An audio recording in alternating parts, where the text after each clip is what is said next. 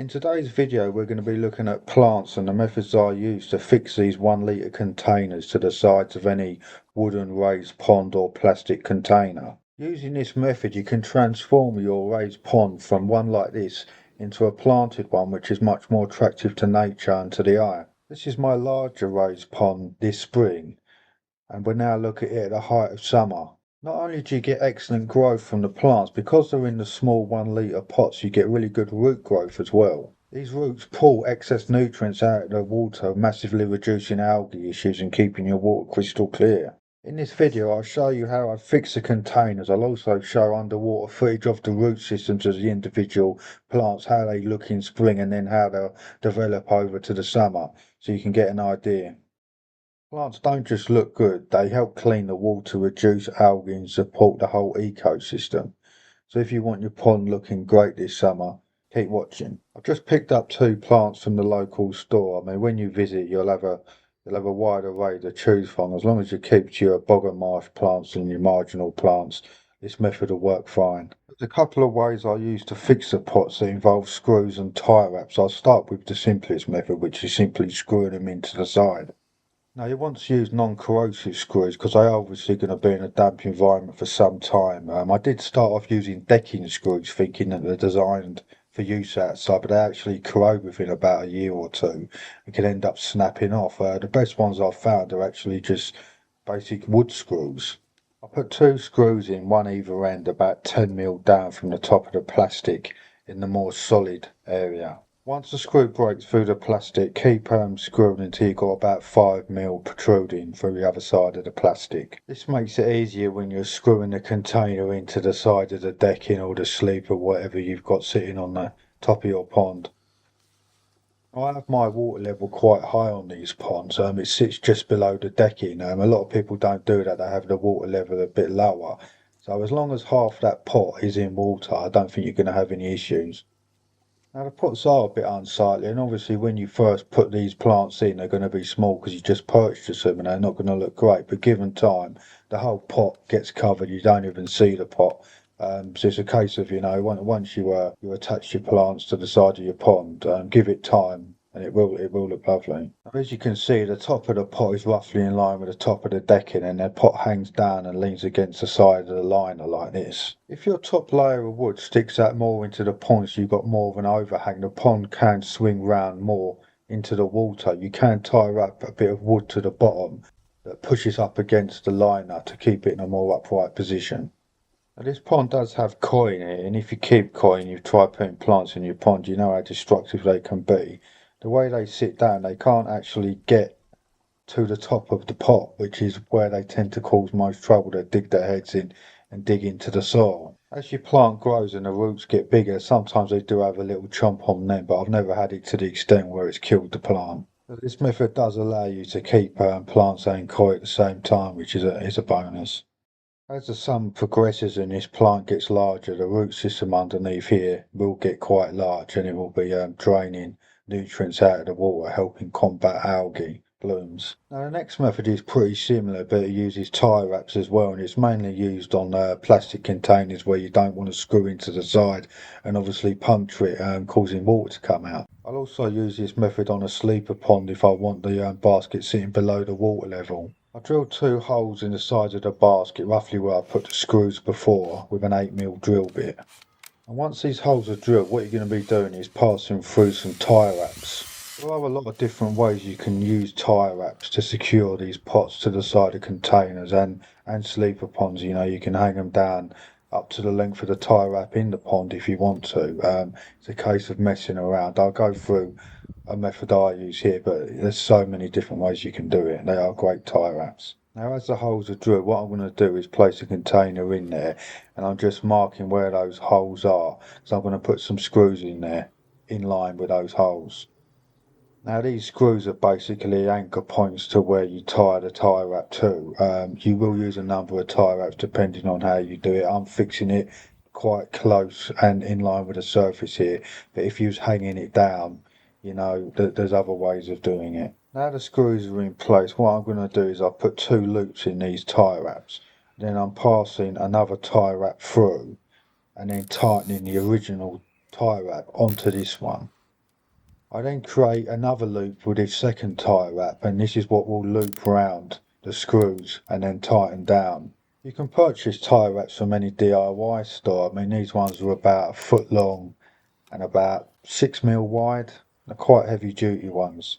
If you want the pot lower down, you can use the existing loop on the first tie wrap. You can leave that a little bit bigger so it hangs down. I mean, you can even tie on, say, £50 fishing line and hang them off there with non-corrosive wire if you want them hanging down. There's lots of different ways to do it.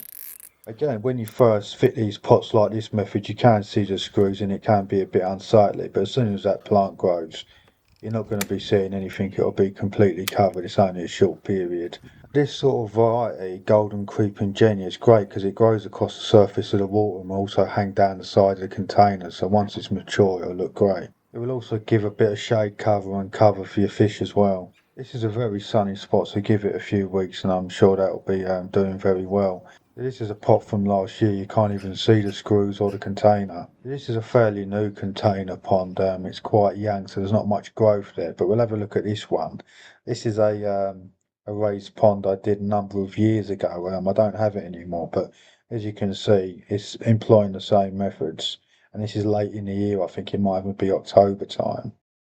Another thing I'm going to touch on quickly is the use of bulk fills to keep your water nice and clear. I mean, this one here is about 90, 100 litre whiskey barrel, and it's just got the containers. I think it was 3 plants just put in the top there. It's been a few years now, and this is spring just gone, and it's 750 litres an hour trickling out there. But this is it in sort of summer and late summer, and that really takes a lot of the nutrients out of the water as well. Some of the plants I've got around my pond using the same methods, what they look like now spring and what they look like last year at the height of summer. So that was just some water forget-me-not and a harlequin plant, and this is it at the height of summer there. That's the harlequin there, and that drooping down there is the water forget-me-not, which is a great plant. This here is some orange peel plant, again spring this time of year. I'll just go underneath and show you the root structure there at this time of year, spring.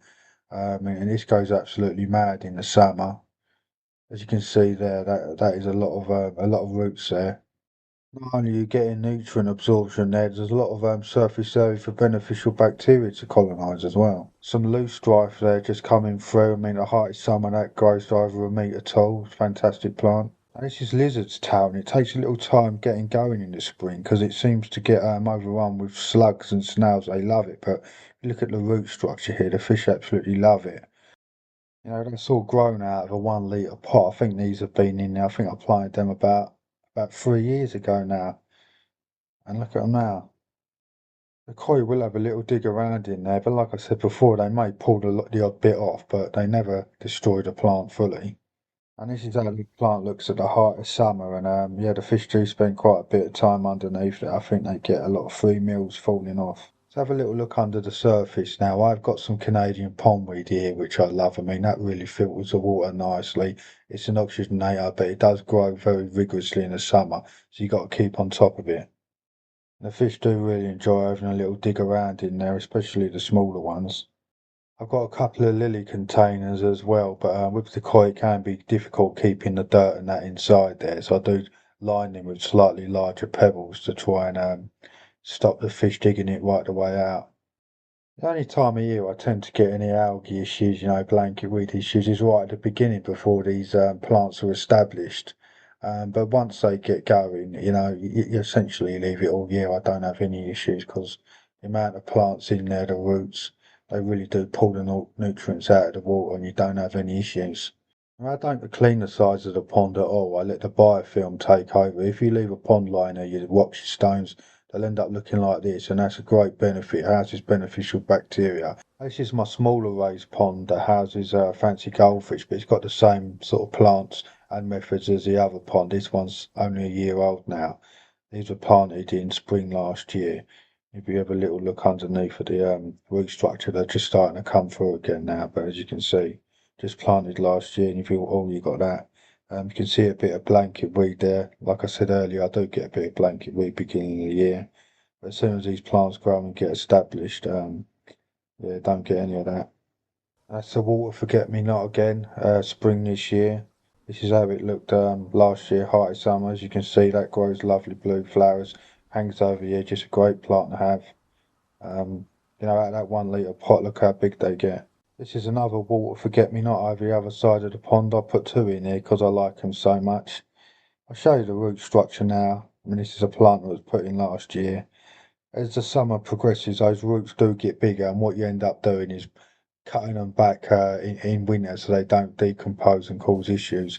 But this is that plant, summertime, you know, it all hangs over, you get lovely blue flowers on it. And in this smaller pond again under the surface, I've got some water lilies, I've got some Canadian pondweed in here as well.